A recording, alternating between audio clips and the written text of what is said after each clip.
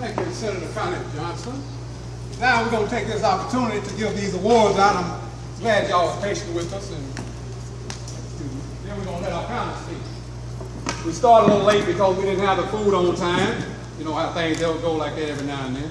So I'm going to take this opportunity my goodness. I'm going to take this opportunity right quick, y'all, to thank all our speakers and Senator Connie Johnson for that very illustrious speech you gave. And I also want to take this time to announce our first recipient for the Maya Angelou Peace Award.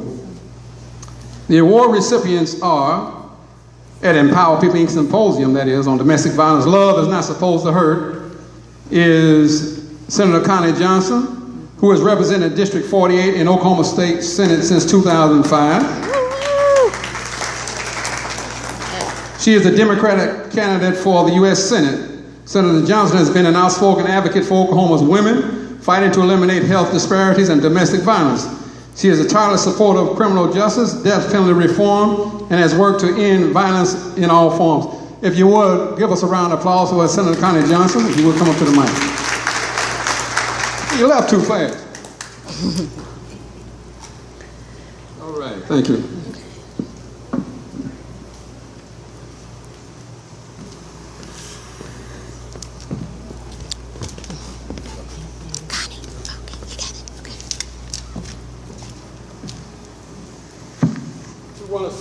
We want to present to you Empower People Inc.'s presentation of 2014-2015 Maya Angelou Voice of Peace Award, and it's going to my sister Connie Johnson. Thank you for your great work you've done for us. Thank you.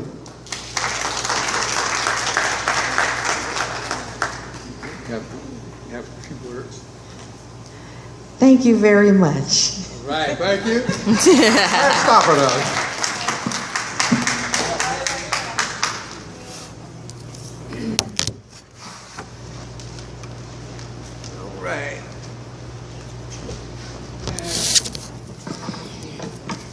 Next we have Miss Alicia Anzawa. It gets me every time, y'all. You can come up here while I say a little bit about you as well.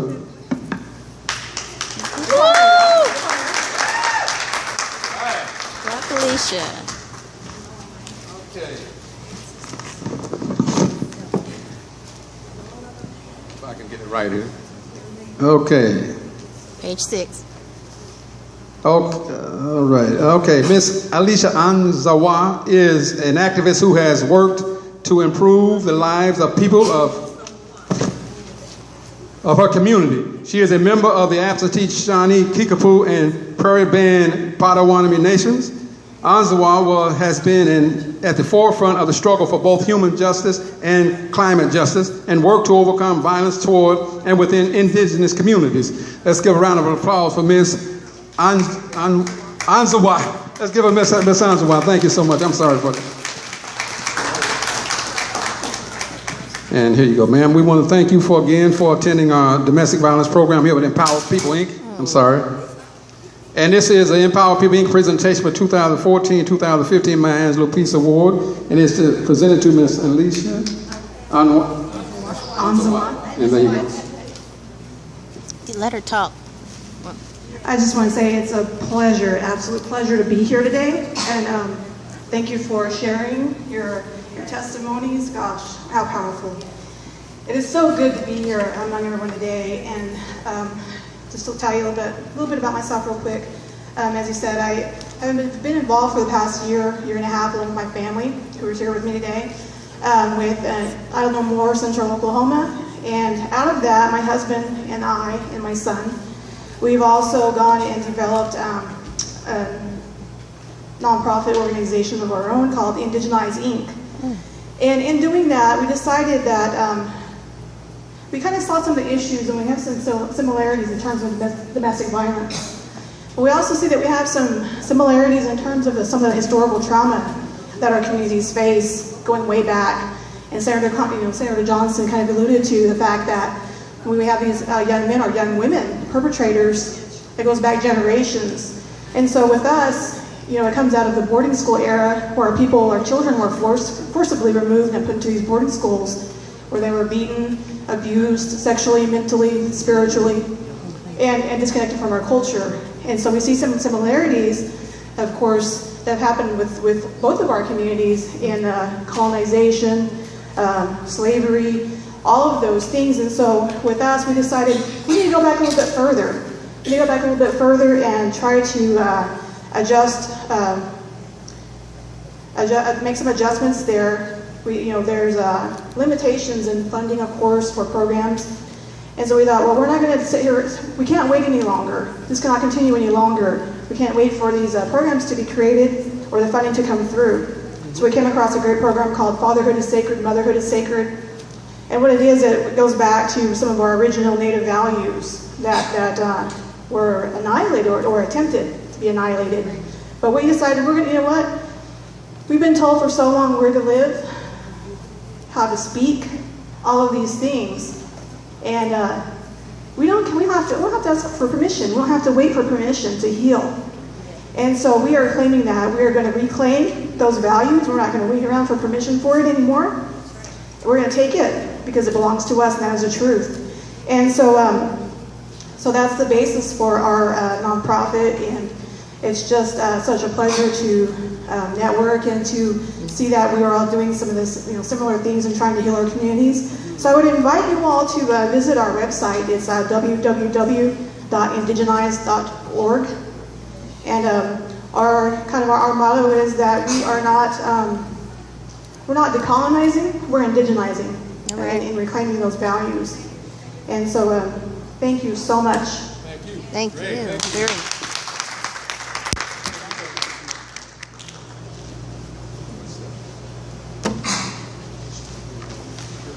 Oh, yeah, Chris, you better take this word now. I'll take it with me.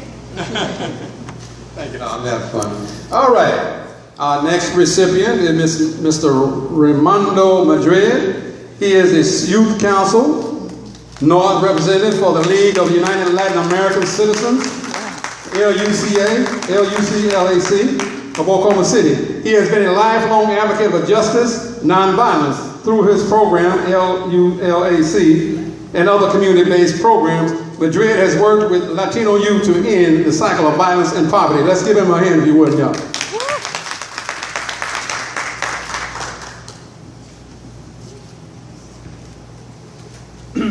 LULAC has been an advocate for civil rights for many years, starting in 1929 in Texas. But here in Oklahoma, we started it in January of 2000, and because we saw a lot of injustice in the community. But I myself am a prevention specialist. I'm also Air Force retired, and I have come across the domestic violence that I saw when I was in the Air Force. And being a supervisor, I had to deal with a lot of that stuff, young people that were committing the domestic violence. And so we got involved with it. And then after I left, I started working as a prevention specialist at Eagle Ridge Institute here in Oklahoma City. And then I started a program, access to health care for the migrant and seasonal farm workers throughout the state of Oklahoma. There I got to see it firsthand, a lot of the things that were happening in the Hispanic community, but people don't talk about it, stay silent. And so we started doing programs, and I was able to bring in training for the communities.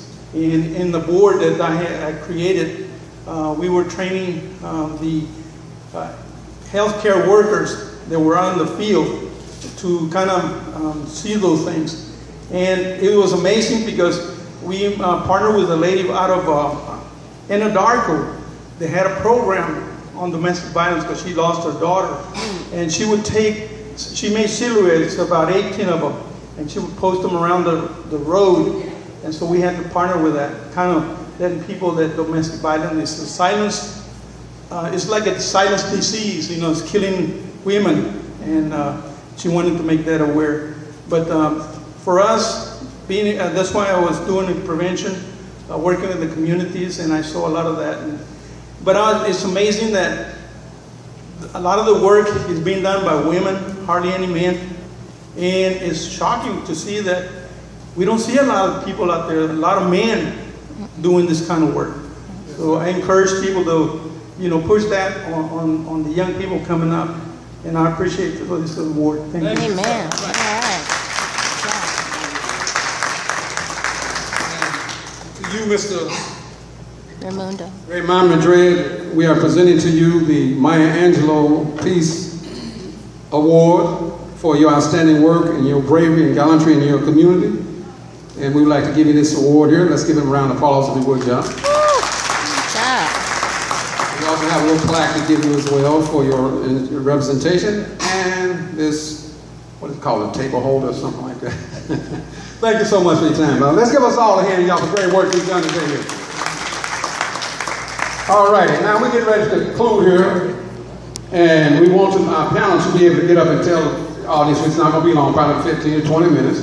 We want y'all to also hear stories, because you're going to hear from some people that has really actually gone through it. Maybe all of them themselves, that they've had family members like some of us has, but again, we want to thank our panel. And again, I think Miss Moses, you want to come up and help with the panel? Or? Yes. Thank you very much. Let's give Miss Moses a hand. She's our vice, matter of fact, come on up here. Let me tell you who she is right quick. She thought she was going to get away today. We ain't going to let that happen. Yeah. Yes, ma'am. She's this is our domestic violence coordinator, y'all, Miss Jean Moses. Yes. She was instrumental in putting this whole program on for us, and she's also education vice president. I'll let her make her statements, and then she can do the panel however she wants to do it. Here you go. Thank you. Hello. I think I talk loud enough. Can everybody hear me? No. Use the mic. Anyway, my name is Jean Moses. I have been teaching domestic since 2004. And yes, I teach only men. I have taught women. And I'm sure you would ask, why would a woman try to teach a bunch of hard-headed men about domestic violence? The reason I can do that is because I'm a survivor of domestic violence. Amen. I Yes. lived with a husband that thought I was his punching bag weekly. So now when I talk to men, I can talk to them from a woman's point of view and let them know how a woman feels. That is my game. And I try to help them to understand, if you were on the other side being punched, it makes a lot of difference. So I enjoy doing what I do. I teach 3 classes a night, and it's a wonderful thing, because men are also being abused, but they're not calling anybody. Women are being abused, they're not calling anybody. And until we get to the situation, especially women, because I was one of those women that never picked up the phone. I was scared to death. And the reason women don't leave is because, one, they usually don't have that kind of money. They don't know where to go. And if their husband have moved them from, let's say, Oklahoma to North Dakota, he has told her she can't call her mama, she can't call nobody in her family. He picks up the phone, makes sure she ain't, to hit the redial button to make sure she hasn't called anybody. And if she has called somebody, she's gonna get hurt. That's the reason women don't leave. We're just like our children. If you keep telling your child, you're stupid, you're dumb, you're ignorant, they're going to believe that the rest of their lives. Women do the same thing. If he keeps telling us we're stupid, we're dumb, don't nobody else want you but me, the only reason I keep you is because I need somebody to cook, clean, and watch my children, please believe me, we believe that. And that's why we stay. Because we have no place else to go. And it doesn't matter if you're a woman with a PhD or you work at McDonald's. We don't go nowhere. I have a master's degree. I graduated with a master's degree. My husband told me the day I graduated, I was the dumbest woman he had ever met. And I had a master's degree with a certificate. So the thing is, it doesn't matter how high your education is or how low your education is. That's right. Nobody deserves that. Verbal abuse is worse than anything on this earth. It's the worst, because it tears us down, and men can tear us down the quickest. That's the way it is, you know, and we live with it. The thing is, if he hits you once, he's going to hit you again. That's right. So if you don't leave after that first time and he tells you, I'm sorry, please believe me, that sorry is going to be another hit in the mouth. Get away while you can. That first time when he touches you, when he grabs you, when he holds you, get away. I don't care where you go, even if you don't have no money, the YWCA will take you in. But you cannot stay there. I have guys that I teach them every day, and I ask them, are you still with your victim? And they'll say, yeah. They're not going anywhere. Those women are not going anywhere. They'll just continue to call the police until he's in prison. That's it. So the thing is, if he hits you once, get away. If you call the police will be there. But the thing is, when you run down to the DA's office going, please, don't lock him up because he's done nothing wrong, you're wrong. Because he's going to hit you again. As soon as he walk out of that jail, he's going to bounce your head off the wall again. Because you shouldn't have called the police the first time.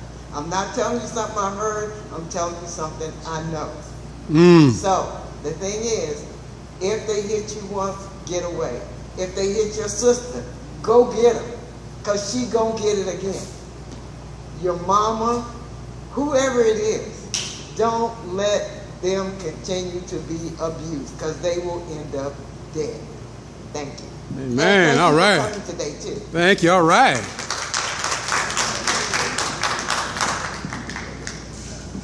Okay. Okay, we have panelists and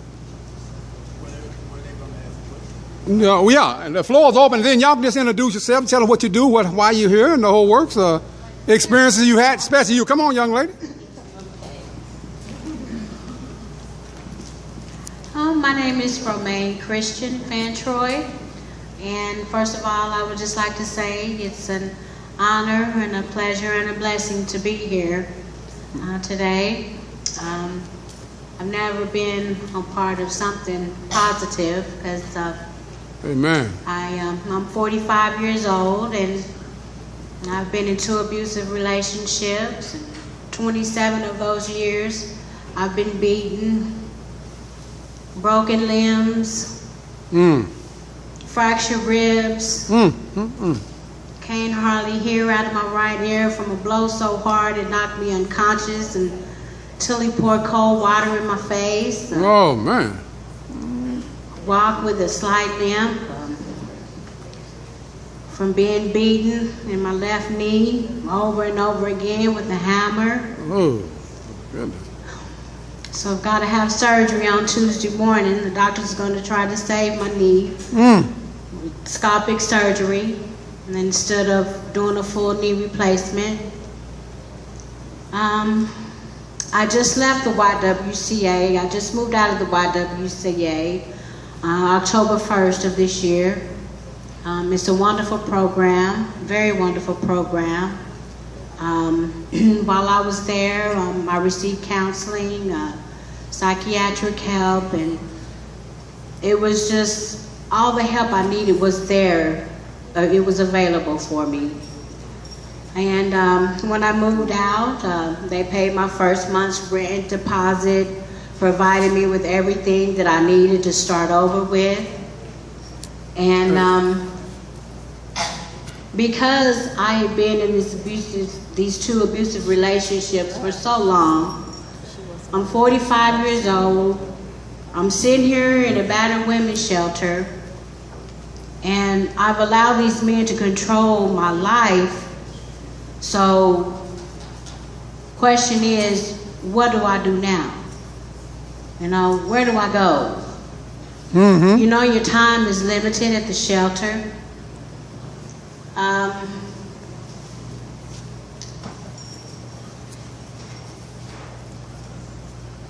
Take your time.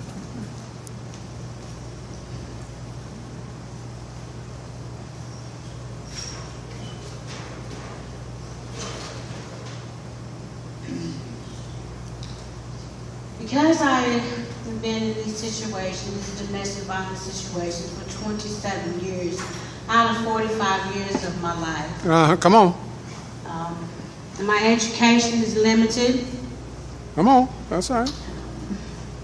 Take your time now. That ain't I nothing. have no skills. We're going to here to help you, though. Don't worry about it. Come on. Come on. Come and let him hear you. Let's talk. It's hard here. It don't matter about what skills you feel like you don't have, but you have. You wouldn't even be standing on this stage today. That's right. Turn your life around. You got to look in that mirror and act with who you are and see who you are. Regardless, that man ain't controlling you. Don't do that. Don't do that. You are so much more than what you. That's it. Oh, man. Amen. Don't do it. Don't do it. Come on. Great. There you go. Put a smile on your face. There you go. Them tears come out if you need it. Come on. Well, one skill I do have, I can cook really good. Well, that's a skill. I love to eat. And you know, Hey. yes, That's right. Hey, yeah, man. yes, ma'am. What's up, now? You gotta give us some money. We gotta come up and cheat down. Why do you stay? Why do you stay? Right. Women stay in these abusive relationships for numerous reasons, you know, because we don't have resources, we don't have family, we don't have anywhere else to go. You don't want to take your children from their fathers